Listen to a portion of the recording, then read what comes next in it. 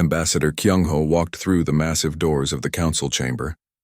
The room was huge, filled with beings from hundreds of different worlds. Some looked like giant insects, others had scales or feathers. A few floated in tanks of water. All of them turned to stare at the human. Kyung-ho had been Earth's voice in this place for 2 years. He knew most of these aliens thought humans were weak, primitive, not important. He had learned to smile and stay calm when they said these things. Today would be different. Today he would ask for something they did not want to give. High Counselor Vrex sat on the largest platform at the center of the room. The old reptilian leader had green scales that looked almost black in the light. His eyes were cold and ancient. When he spoke, everyone listened. The council recognizes Ambassador Kyung-ho of Earth, Vrex said. His voice echoed through the chamber. Kyung-ho stepped forward. Thank you, High Counselor. I come before this council with a formal request. The Varric Empire has invaded 3 sectors. Thousands of innocent beings are dying every day. Earth wishes to join the military alliance against the Varric. We want to help. For a moment there was silence. Then someone laughed. It was a harsh clicking sound. Soon others joined in. The chamber filled with the sound of alien laughter. Kyung-ho stood still. His face showed nothing. Inside he felt anger rising, but he pushed it down. He had expected this. Rex raised one clawed hand. The laughter stopped. Ambassador, your offer is noted. But Earth has been part of galactic society for only 5 years. Your technology is centuries behind ours.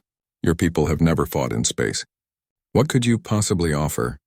A delegate from the Kormath species stood up. She had blue skin and 4 arms. The humans are too violent, she said. Their entire history is war. They fight each other constantly. How can we trust them in a civilized conflict? Another voice spoke from across the room. This one belonged to an amphibious being named Alex. I have studied human warfare. They use terrible weapons, chemical gases, nuclear bombs. They destroy entire cities. This is not how galactic wars are fought. Kyung-ho waited until they finished. You speak of our past, he said quietly. Yes, humans have fought terrible wars. We learned hard lessons from them. That is exactly why we want to help now. We understand the cost of war. We know what happens when good people do nothing. Pretty words, Vrex said, but words do not win battles. The Varric Empire has thousands of warships. They have conquered entire sectors. What do humans have? A few exploration vessels? Some cargo ships? Kyung-ho looked directly at the High Counselor. We have courage. We have determination. And we have more than you think. Vrex leaned forward. Is that a threat, Ambassador? No, Kyung-ho said. It is a fact. The council chamber erupted in noise. Some delegates shouted angrily. Others talked among themselves. Vrex let them argue for several minutes. Then he called for order. The council will vote, Vrex announced. All in favor of allowing Earth to join the military alliance indicate now. Kyung-ho watched as the voting board lit up. Red lights appeared across the display. Rejection after rejection. When the count finished, only 3 delegates had voted in favor. More than 200 had voted against. The motion is denied, Vrex said. Earth's military assistance is not required. We suggest your people focus on defending your own system. Let the real warriors handle this conflict. The words stung, but Kyung-ho bowed politely. The council has spoken. Thank you for your time. He turned and walked out of the chamber. His steps were calm and measured. Only when the doors closed behind him did he allow himself to feel the anger. But mixed with that anger was something else. Relief. Kyung-ho went to his private quarters. He locked the door and activated the encrypted communication system. A screen appeared showing the face of a stern man in a military uniform. Admiral Daehyun looked tired, but his eyes were sharp. Well? Daehyun asked. Denied, Kyung-ho said. Just as we expected. Daehyun nodded slowly. Then we proceed with the plan. Thank you, Ambassador. You played your part perfectly. I hope you know what you're doing, Kyung-ho said. If this goes wrong, Earth will be alone out here. We've been alone since the day we reached the stars, Daehyun replied. Nothing has changed. Get some rest, Ambassador. The real work begins now. The screen went dark. Kyung-ho sat in silence for a long moment. He thought about the council's laughter. Their dismissive words. Their absolute certainty that humans were weak. They had no idea what was coming. Far from Unity Prime in the outer reaches of Earth's solar system, something stirred. Near Jupiter's largest moon, a massive structure had floated in the darkness for years. It looked like an asteroid from a distance. That was intentional. Inside the structure, thousands of people worked: engineers, soldiers, scientists. They had been preparing for this moment since Earth first made contact with alien life. While diplomats talked peace, military leaders had planned for war. Admiral Daehyun stood in the main control room of the hidden shipyard. Through the massive windows, he could see dozens of ships. Real warships, not exploration vessels. They had sharp lines and heavy armor. Weapons covered their hulls. They were built for one purpose only. Captain Mi-young stood beside him. She was younger than Daehyun, but her eyes held the same hardness. She had spent 5 years helping to build this fleet. Now she would lead it into battle. "The council rejected us," Daehyun said. "As expected?" "Good," Mi-young replied. "Now we don't need their permission." Daehyun smiled slightly. "Tell the crews to prepare." "We launch in 6 hours. Where are we going?" Mi-young asked, though she already knew the answer. "The Helios cluster. The Varak are attacking mining colonies there. Council forces are losing. Civilians are dying." Daehyun turned to face her directly. "We're going to help them." "Whether they want it or not," Mi-young saluted. "Yes, sir." "The fleet will be ready." As she left to prepare her ship, Daehyun remained at the window. He thought about the council's words. Real warriors. They believed humans were not real warriors. They thought Earth had nothing to offer. Humanity had been fighting wars for thousands of years. They had learned lessons written in blood. They had developed tactics and strategies that these aliens could not imagine. The council thought humans were primitive because their technology was older. They did not understand that sometimes experience mattered more than fancy equipment. Daehyun activated the fleet-wide communication system. His voice reached every ship, every crew member. "This is Admiral Daehyun. In 6 hours we will leave this shipyard. We will travel to the Helios cluster. We will engage the Varak Empire in combat. The Galactic Council does not want our help. They think we are weak. They think we have no place in their war." He paused, letting his words sink in. "We are not doing this for the Council. We are not doing this to prove anything to aliens who laugh at us. We are doing this because innocent people are dying, and we have the power to help. We are doing this because it is right.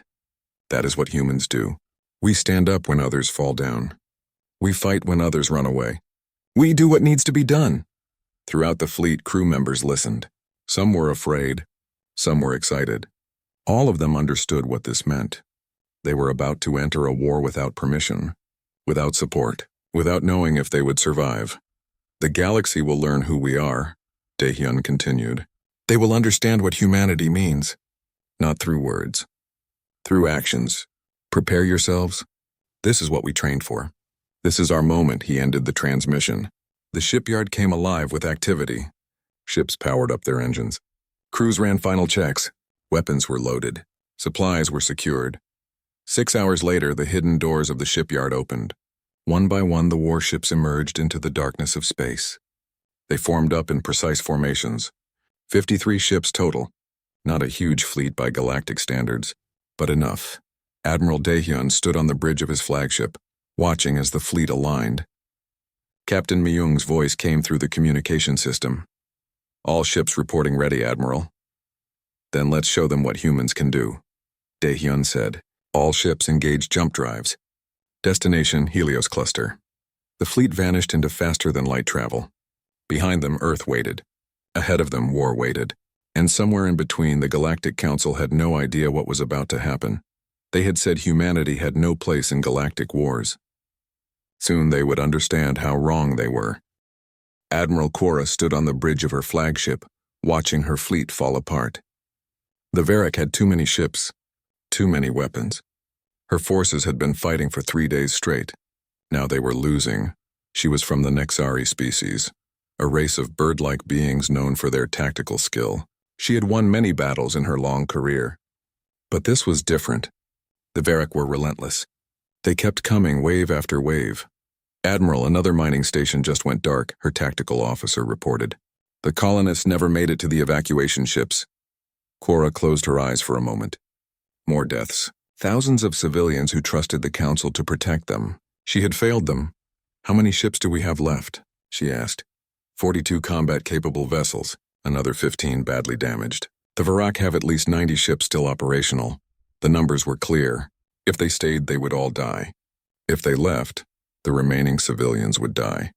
Either way, the Helios cluster would fall. "Prepare to retreat," Quora said. The words tasted like poison. "We'll regroup and request reinforcements." "Admiral," the sensor officer shouted. "New contacts. Multiple ships just dropped out of faster-than-light travel." Quora's heart sank. More Varrock reinforcements. This was over. "Wait," the officer said, confusion in his voice. "These ships? They're not Varrock. The design is unknown. They're broadcasting an identification signal." "It says Earth? Earth?" Quora repeated. "The humans? That's impossible." But the sensors did not lie. 53 human ships appeared on the display. They looked different from any vessels Quora had seen before, smaller than Council warships but heavily armed. They moved with precise coordination. A communication request came through. Quora accepted it. The screen showed a human woman in a military uniform. She looked young but confident. "This is Captain Myung of the Earth spaceship Defiant. We detected your distress signals. We're here to help." Quora struggled to find words. "Captain, the Council did not authorize Earth to participate in this conflict. You should not be here." "We didn't ask for authorization," Myung replied. "People are dying. We came to help. You can accept our assistance or not. Your choice." "Your ships are too small," Quora said. "Your weapons are outdated. The Varrock will destroy you in minutes. I cannot allow you to throw away your lives." Myung smiled. It was not a friendly smile. "Watch us." The communication ended. Quora wanted to order the humans to leave, but she had no authority over them. She could only watch as the Earth fleet moved toward the Varrock forces. The Varrock noticed the new arrivals. Commander Talish, leading the enemy fleet, sent a mocking transmission that everyone could hear. "So the Council sent children to fight their battles? These primitive humans think they can challenge the Varrock Empire? This will be entertaining." Talish ordered 5 of his warships to eliminate the human fleet. It should have been easy. The Varrock ships were bigger, better armed and crewed by experienced warriors. They moved forward with confidence. Then everything changed. The human ships did not engage in a traditional battle formation. Instead, they scattered in what looked like chaos. The Varrock commanders assumed the humans were panicking. They were wrong. Suddenly, the Varrock ships lost all sensor data. Their screens went blank. Their targeting systems failed. They were blind. "Electronic warfare," Quora whispered, watching from her ship. "They're jamming everything." While the Varrock struggled to restore their systems, the human ships attacked. But they did not use the energy weapons that Galactic forces preferred. Instead, they fired physical missiles. Hundreds of them. The missiles came from multiple directions at once. The Varrock defensive systems tried to shoot them down, but there were too many. Explosions rippled across the enemy ships.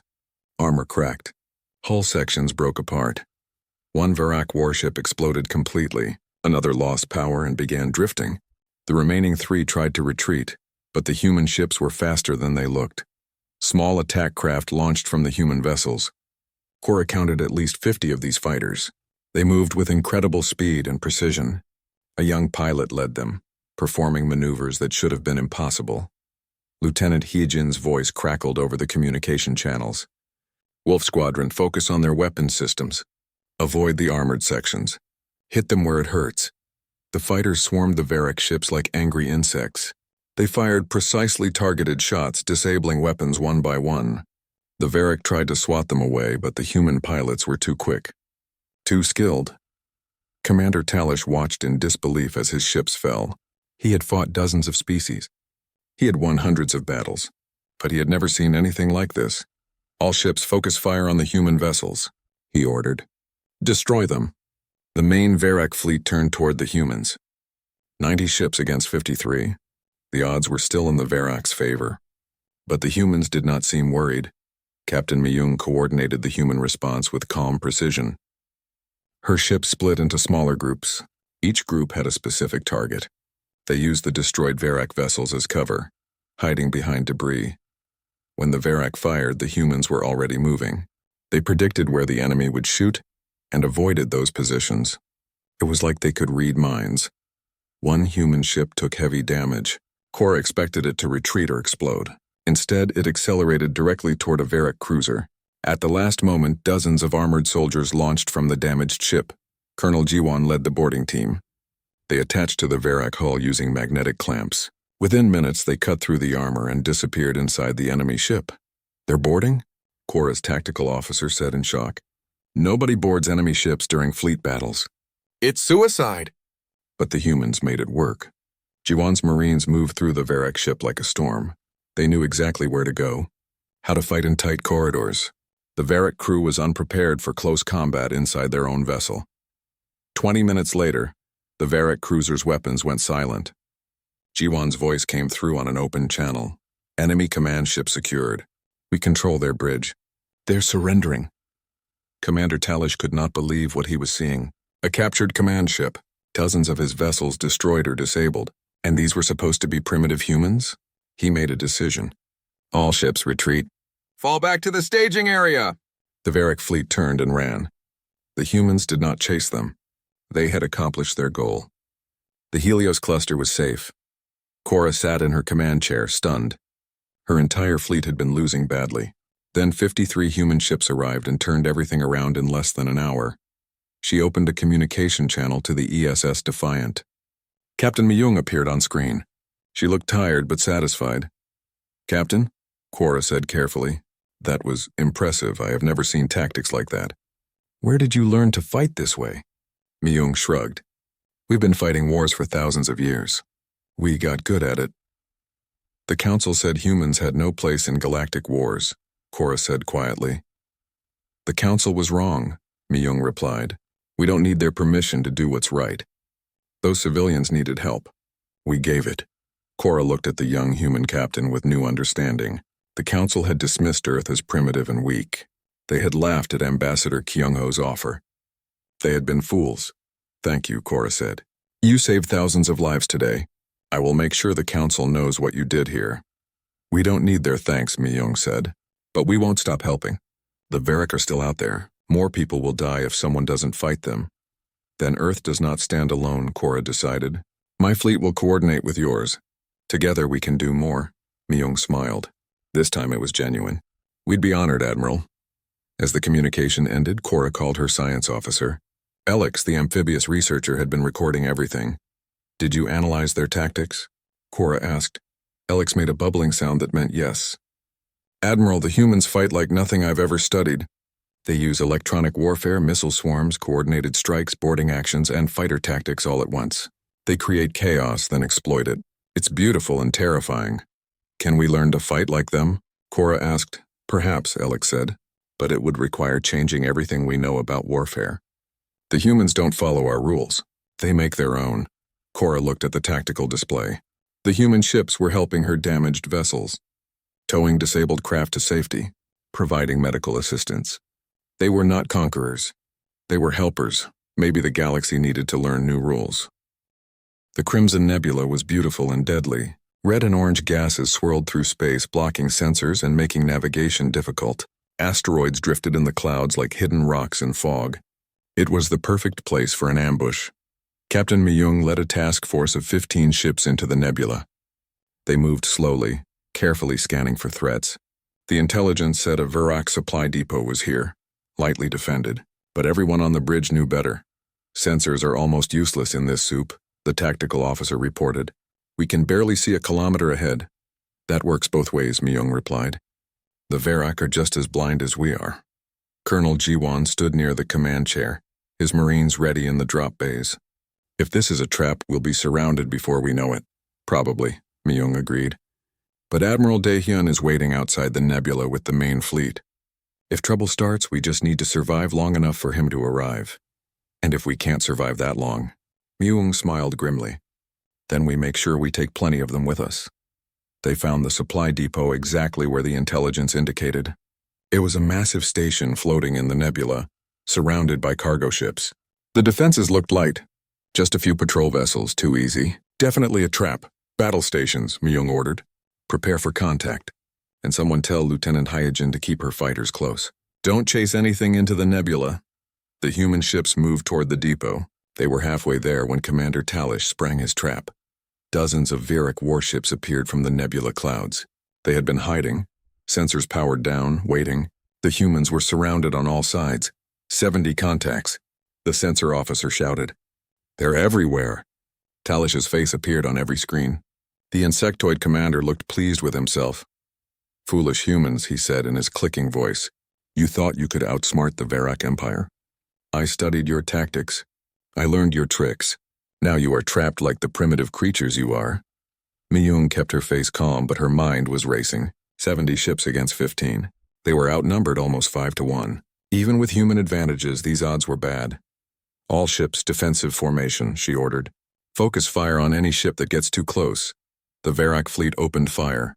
Energy beams and missiles filled the space around the human ships. 2 vessels took heavy damage immediately. One lost its main engines. "Return fire," Myung commanded. The human ships fought back, but they were taking more hits than they could give. Talish had planned this well. The nebula made it hard to maneuver. The Varak had superior numbers. This was exactly the kind of battle humans tried to avoid. "Captain, we can't hold this position," the tactical officer said. "We need to retreat." "Where?" Myung replied. "We're surrounded. They'll just chase us down and pick us off one by one." Another human ship exploded. They were down to 13 vessels. The Varak were closing in for the kill. Talish broadcast another message. "You see? Your tricks don't work when someone understands them. You are finished. Surrender now and I might let your crews live." Myung looked at the tactical display. She thought about everything she knew. About human history. About the battles Earth had fought. About submarines hiding in the ocean. About soldiers pretending to be dead on the battlefield. Then she smiled. Talish had studied human tactics, but he had missed the most important lesson. Humans adapted. They never fought the same way twice. "All ships, power down," she ordered. "Everything. Engines, weapons, life support. Make them think we're dead." "Captain," the tactical officer looked confused. "If we power down, we'll be helpless." "We're already helpless," Myung said. "This way we have a chance, trust me. Power down now." The human ships went dark. Their engines shut off. Their weapons fell silent. They drifted in the nebula like debris. Talish watched with satisfaction. "They are finished. Move in and confirm the kills. I want to see the wreckage." The Varak ships approached cautiously. They scanned the human vessels. No power signatures. No life signs. The ships appeared completely dead. "Wait for my signal," Myung whispered over the emergency channel. Her crew sat in darkness, breathing recycled air, waiting. The Varak came closer. 30 ships now surrounded the apparently destroyed human fleet. They were checking each vessel, looking for survivors. "Now," Myung shouted. Every human ship powered up at once. Engines roared to life. Weapons charged. In seconds, they went from dead hulks to deadly warships. The Varak were caught completely by surprise. The human ships were right next to them. Too close to miss. Too close to escape. Myung's voice was cold. "Fire everything." At point-blank range, the human weapons were devastating. Missiles struck armor that was never meant to take hits from so close. Energy weapons burned through hulls. Varak ships exploded one after another. Colonel Jiwon's Marines launched from their ships, attaching to the Varak vessels before they could react. Within minutes, boarding teams were fighting inside enemy corridors. Lieutenant Hyejin led her fighters out of hiding. They had been powered down inside the larger ships. Now they swarmed out like wasps from a nest, attacking the confused Varak forces. "All ships, retreat," Talish screamed. His perfect trap had turned into a nightmare. The humans were destroying his fleet from the inside, but the chaos was just beginning. Admiral Daehyun's main fleet arrived at the edge of the nebula. They had been waiting for this moment. Now they charged into the battle. The Varak found themselves trapped in their own ambush. Human ships attacked from inside the nebula. Daehyun's fleet blocked the exits. The hunters had become the hunted. Talish managed to escape with about 20 ships. The rest were destroyed or captured. His massive fleet, carefully assembled to crush the humans, was gone. Myung surveyed the damage to her task force. They had lost 3 ships. 7 more were badly damaged. But they had won. Against 5-1 odds in a perfect enemy trap, they had won. Admiral Daehyun's face appeared on her screen. He looked impressed. "Well done, Captain. That was risky." "It was necessary," Myung replied. "Talish studied our tactics. We had to show him something new." "Playing dead," Daehyun said. "Very old tactic. From before space travel." "Sometimes the old ways are the best ways," Myung said. "The Varak expected us to fight like we did at Helios. We did something different. Colonel Jiwan reported in from one of the captured Verak ships. We've secured 5 enemy vessels. The crews surrendered once we took their bridges. Good work, Colonel, Daehyun said. Bring them back to base. We need intelligence from those ships. Far from the battle in the Verak command center, Talish stood before his superiors. The insectoid leaders were not pleased. You promised to destroy the human fleet, one of them said. Instead, you lost 50 ships. The humans are not what we thought, Talish admitted. They adapt. They change. Every time we think we understand them, they do something unexpected. Then we must adapt as well, another leader said. These humans have proven themselves dangerous. If we cannot defeat them in battle, we must find another way. Talish nodded slowly. He had underestimated the humans, tried to use their own tactics against them. It had been a mistake, but he would not make that mistake again. On Unity Prime, High Counselor Vrex received the report of the Battle of Crimson Nebula. He read it 3 times, not quite believing what he saw. The humans had walked into an obvious trap. They had been outnumbered, surrounded. They should have been destroyed. Instead, they had turned the trap around and won decisively. Admiral Cora stood beside him, reading over his shoulder. Remarkable, she said quietly. They pretended to be destroyed, then attacked when the enemy came to investigate. It's brilliant, it's insane, Vrex corrected. Powering down completely in the middle of a battle? One mistake and they would all be dead. But they weren't, Cora said. That's what makes humans so dangerous. They take risks that no rational species would consider, and somehow they make those risks pay off. Vrex looked at the final casualty numbers. The Verak had lost 70% of their fleet in that battle. It was a disaster for them. A triumph for Earth. The Council can no longer ignore what is happening, Vrex said. The humans are winning this war for us, whether we like it or not. Then perhaps it is time to officially recognize their contribution, Cora suggested. Give them the respect they have earned.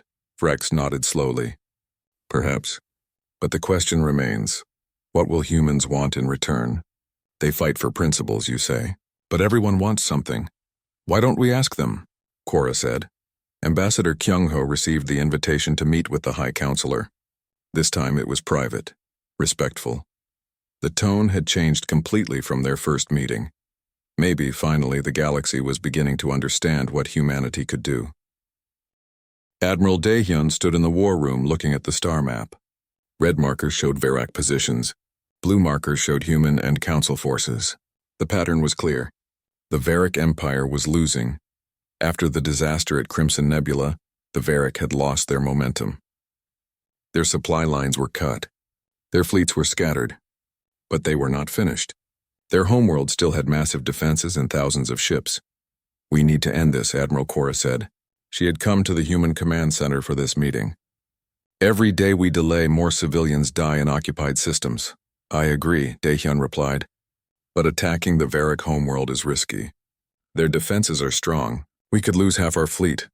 What if we don't attack alone? Cora suggested. The Council has finally agreed to formally coordinate with Earth. We can combine our forces. Human tactics with Council firepower. Captain Myung looked up from the tactical display. A joint operation? That's never been done before. Nothing about this war has been done before, Cora pointed out. Humans changed everything. Now it's time to finish what we started together. Daehyun studied the map carefully. A direct assault on the Verak homeworld would be costly, but if they coordinated properly, used human tactics to create chaos while Council ships provided heavy firepower, it could work. How many ships can the Council commit? He asked. Everything, Cora said. 200 capital ships, 500 support vessels.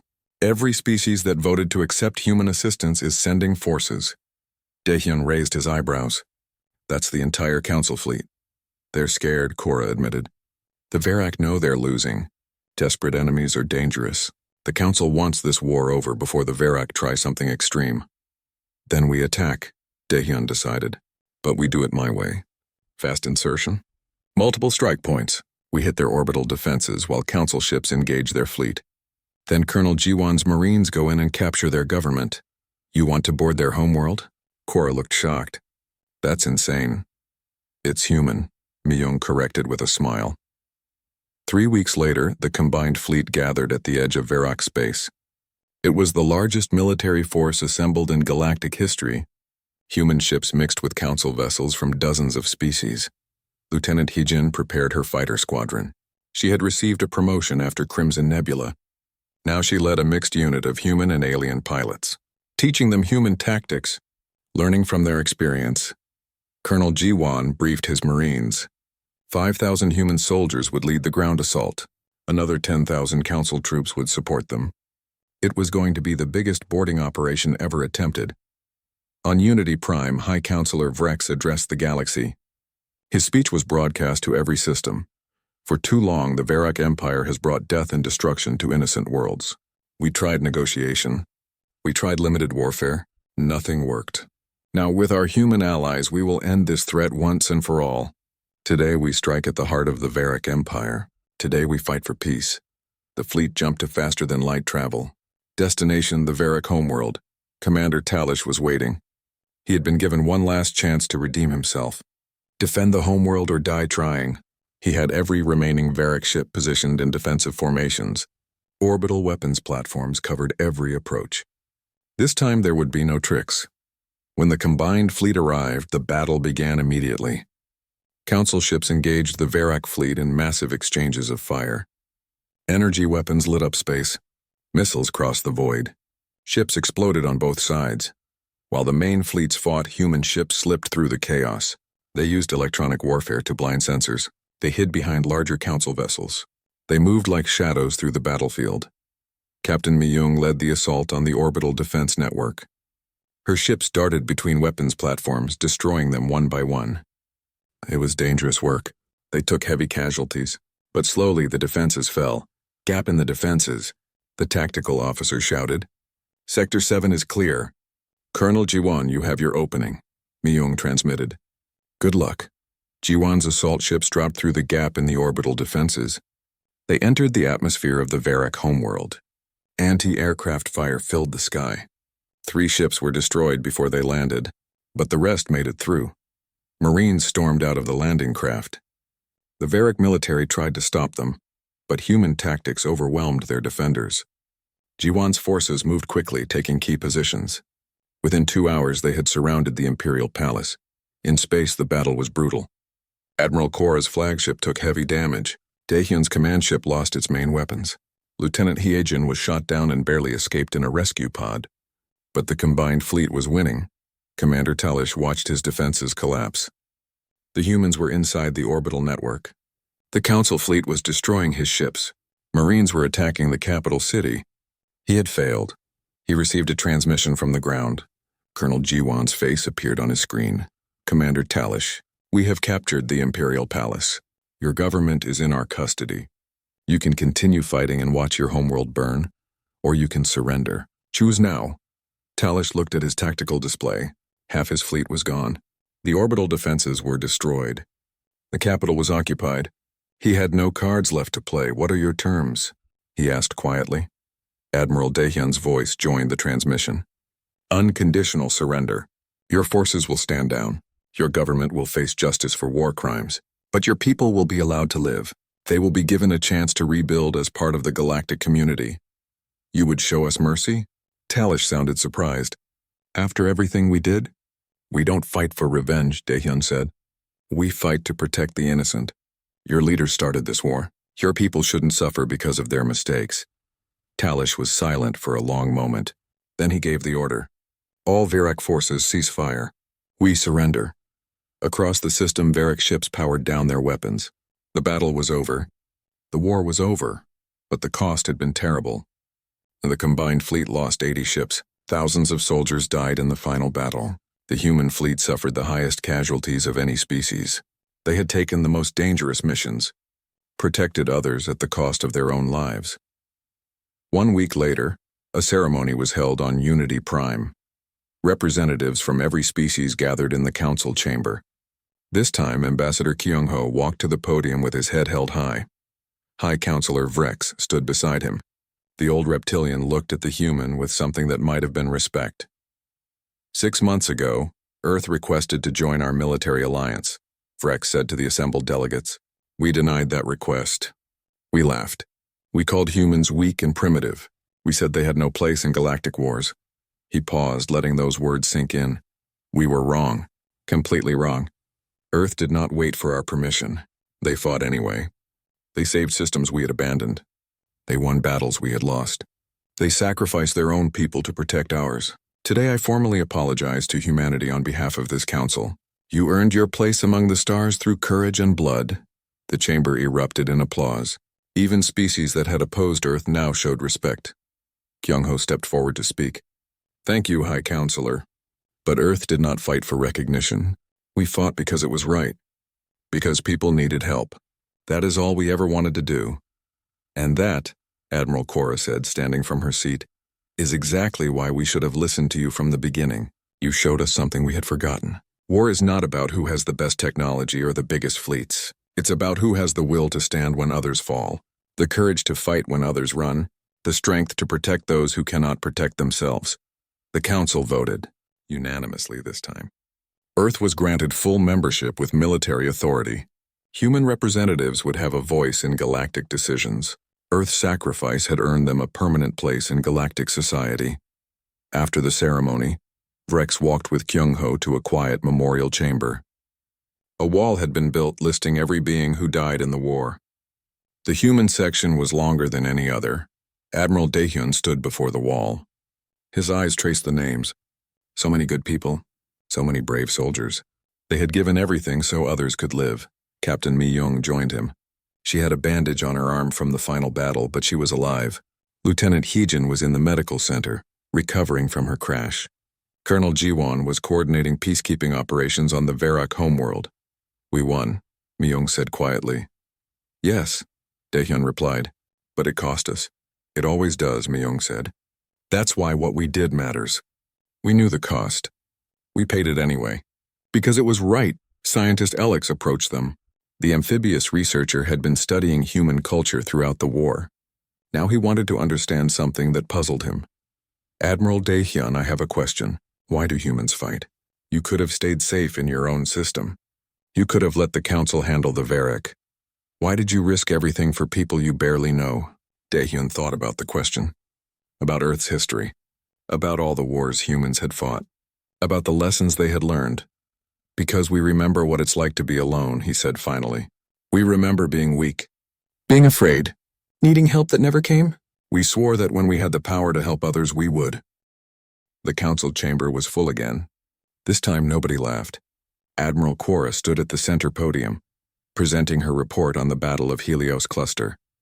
Every delegate watched the recording she displayed. They saw human ships appear from nowhere. They watched the electronic warfare blind the Verak sensors. They witnessed the missile swarms tear through enemy armor, the fighter attacks, the boarding action, the victory. When the recording ended, the chamber was silent. High Counselor Vrex was the first to speak. This is confirmed. The humans achieved this with only 53 ships? Yes, Cora replied. And they lost only 3 vessels. The Verak lost 27 ships destroyed, another 15 captured or disabled. It was not even close. A delegate from the blue-skinned Kormath species stood up, the same one who had called humans too violent. This proves my point. The humans are dangerous. They fight with no honor, no respect for proper warfare. They saved 30,000 civilians, Cora said sharply. My fleet was about to retreat. Those people would have died. The humans asked for nothing in return. They entered a combat zone without authorization. Another delegate shouted. They ignored council law. Ambassador Kyung-ho rose from his seat. He had been quiet during the entire presentation. Now he spoke with cold precision. Earth requested authorization. This council denied it. We were told to stay home and let the real warriors handle the conflict. So we did what we always do. We made our own decision. You deceived us, Vrex said, his voice rising. You never revealed the true size of your military. You never asked, Kyung-ho replied calmly. You assumed. You laughed at our offer. You called us primitive. You thought we were weak because we only joined Galactic Society 5 years ago. That was your mistake, not ours. The chamber erupted in arguments. Some delegates demanded that Earth be punished. Others insisted that humans were now proving themselves valuable. A few species called for the Council to formally accept human military assistance. Rex raised his hand for silence. It took several minutes for the noise to die down. The fact remains, Vrex said, that humans are operating military forces in Council space without official sanction. This creates serious legal problems. Then change the law, Cora suggested. The humans are winning battles we were losing. Pride should not matter more than lives. It is not about pride, Vrex responded. It is about order, about following established procedures. If every species could simply decide to wage war whenever they wanted, chaos would follow. Chaos is already here, Kyung-ho said. The Varick Empire invaded 3 sectors.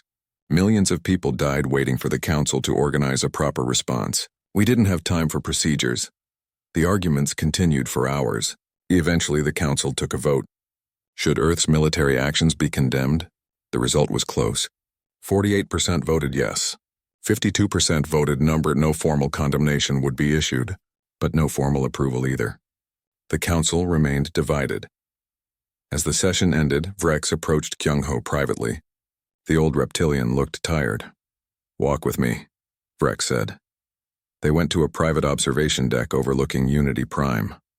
Through the windows, hundreds of ships from different species could be seen docked at the station.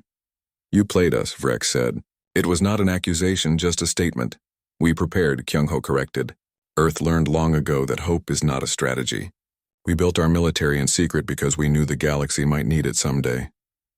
"Many species now fear Earth more than they fear the Varick," Vrex admitted. "Your tactics are unlike anything we've seen.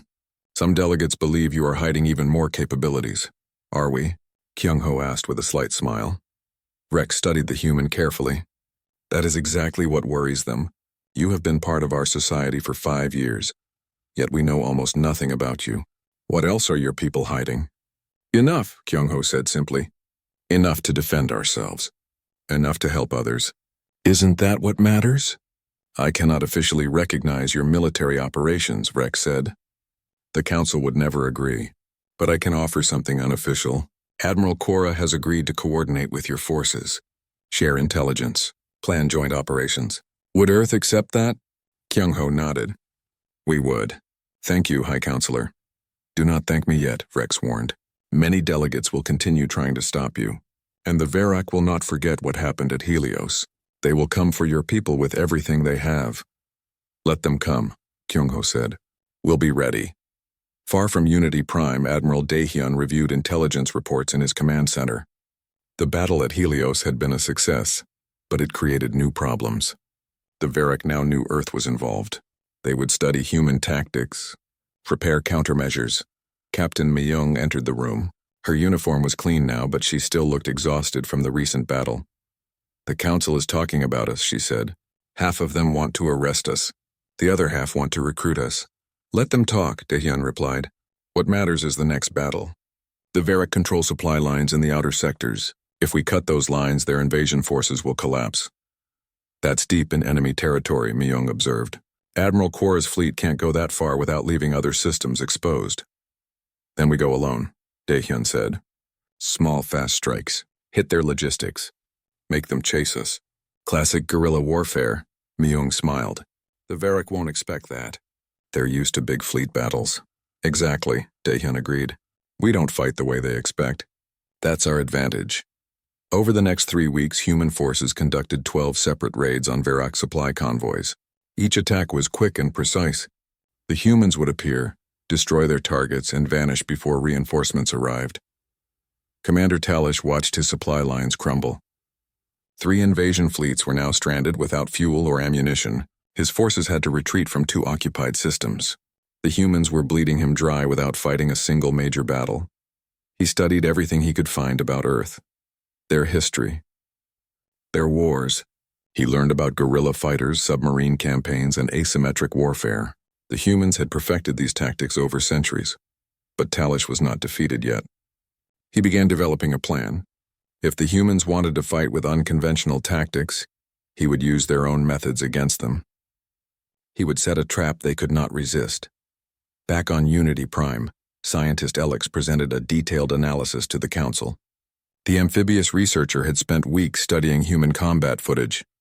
"The humans do not rely on superior technology," Alex explained. "They rely on unpredictability. They combine multiple tactics in ways we never considered. They adapt faster than any species I have studied. Can we defend against them?" A delegate asked nervously. "Defend against them?" Alex made a confused bubbling sound. "Why would we want to defend against our allies?" Because they might not always be our allies, the delegate replied. What happens when this war ends? Will humans simply return to Earth? Or will they decide they deserve a larger role in galactic affairs? Alex considered this. I believe humans will do whatever they think is right. That is both their strength and what makes them dangerous. They do not follow our rules. They follow their own conscience. Admiral Quora had been listening to the discussion. She stood up and addressed the council. I have fought alongside human forces for 3 weeks, she said. I have seen how they operate. Yes, they are dangerous. Yes, they are unpredictable. But they are also honorable. They risk their lives to save people they do not know.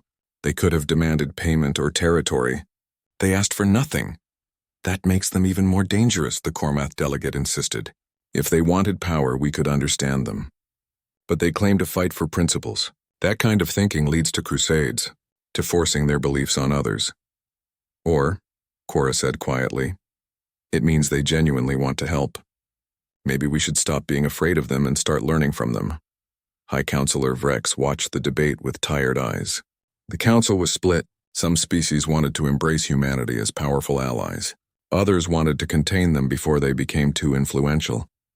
But the truth was simple. The humans were winning battles. The Verak were losing ground. Whatever the council decided, the war was changing because Earth had entered it. In the outer sectors, Captain Myung received new intelligence. A Verak supply depot had been located in the Crimson Nebula. It was lightly defended but contained enough fuel and ammunition to support 3 invasion fleets. It's perfect, her tactical officer said. We could destroy it in one strike. Myung studied the data carefully. Something felt wrong. The depot was too exposed, too easy to find, too valuable to leave poorly defended. Send this to Admiral Daehyun, she ordered. I want his opinion before we move. When Daehyun reviewed the intelligence, he immediately saw what Myung suspected. It was a trap. The Verak had learned. They were using human tactics against humans, creating bait they knew Earth forces could not ignore. Recommend we investigate, Daehyun sent back, but carefully. If it is a trap, we can turn it against them. Send your task force. I'll position the main fleet nearby. If they spring the trap, we'll be ready. Myung smiled when she read the response. The Admiral understood. The Verak thought they were clever using human strategy, but humans had been doing this for thousands of years.